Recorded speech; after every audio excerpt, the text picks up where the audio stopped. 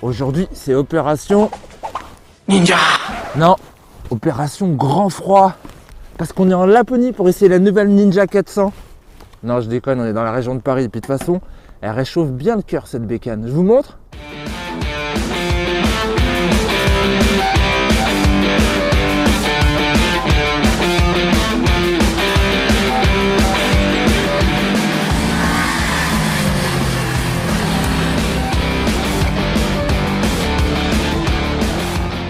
La Ninja 300 n'est plus, vive la 400. Car en augmentation de cylindrée, la sportive Kawasaki, naturellement A2, propose aujourd'hui de meilleures performances et un look à croquer.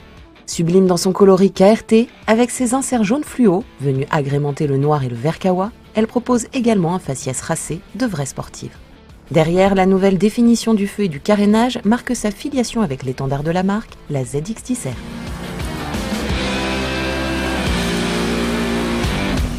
En plus d'être jolie cette face avant, elle a le mérite de me protéger quand même pas mal les jambes. Après, pour le haut du corps, bien évidemment la bulle est pas suffisamment haute pour que mon casque soit bien protégé. Elle est plutôt accueillante. Alors déjà, j'ai pas les jambes trop repliées, pourtant je fais 1m83, mais les repose-pieds sont bien placés, pas trop haut. Ils sont un petit peu en arrière pour justement adopter une position de conduite plutôt sportive. Et les demi-guidons à l'avant sont surélevés, placés au-dessus du thé qui lui-même est courbé. Du coup, on a une hauteur qui est plutôt raisonnable pour justement soulager les poignets. Alors, par contre, je suis un petit peu limité pour me reculer en bout de selle. J'ai pas un espace extraordinaire. En même temps, la moto est compacte. Et ce guidon, c'est marrant parce que il est petit, assez centré. On ressent vraiment l'étroitesse de ce petit guidon, ce qui est un avantage, hein. En ville, on se faufile partout. Et puis, cette Ninja 400, elle a un rayon de braquage absolument formidable. On sent aussi qu'elle est super light. Ça aussi, pour la ville, c'est bien. Et puis, tout le monde aura de bons appuis au niveau du sol. Ça, c'est certain. La hauteur de selle est vraiment basse. Et puis, elle est bien échancrée aussi, cette selle. Le réservoir est pas trop large.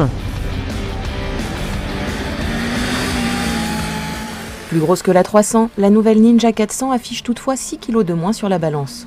Une cure d'amaigrissement que l'on doit au nouveau cadre treillis acier, mais également à la perte de 3 litres de contenance du réservoir. Et côté performance, le nouveau bicylindre en ligne de 399 cm3 gagne 6 chevaux, alors que son couple s'enrichit de 11 Nm.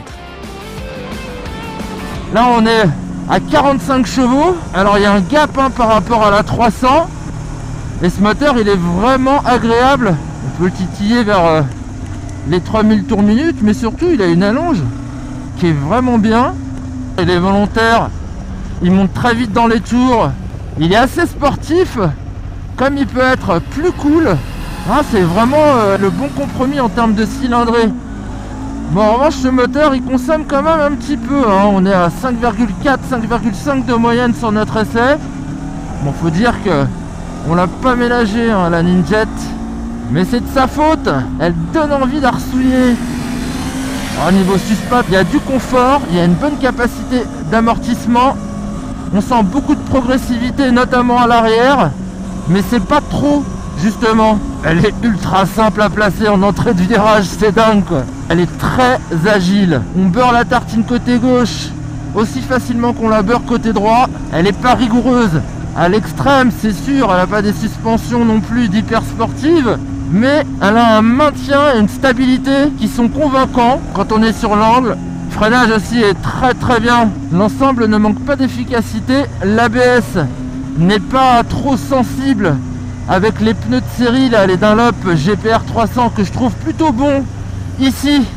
Parce que la puissance est limitée.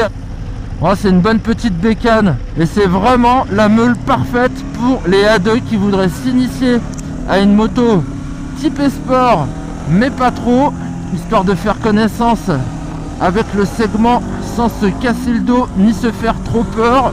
Et là, dans son jus naturel, avec ses 45 chevaux, mais elle est parfaite, elle est vraiment parfaite.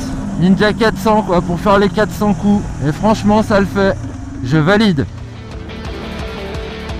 Vous l'aurez compris, le rapport poids-puissance de cette nouvelle sportive d'entrée de gamme a tapé dans l'œil de Mehdi. Il faut dire que de ce point de vue, la Ninja 400 fait en effet mieux que la Suzuki GSX 250R ou que la Yamaha R3.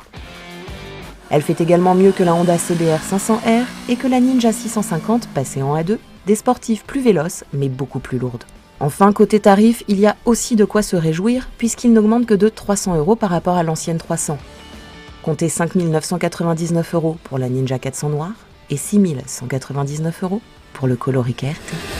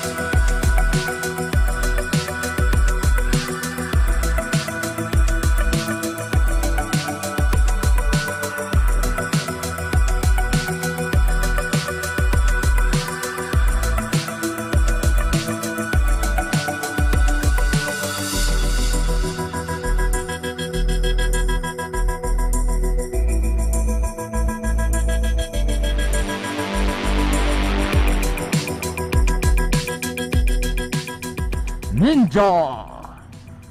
C'est le retour de la Ninja! En plus petit!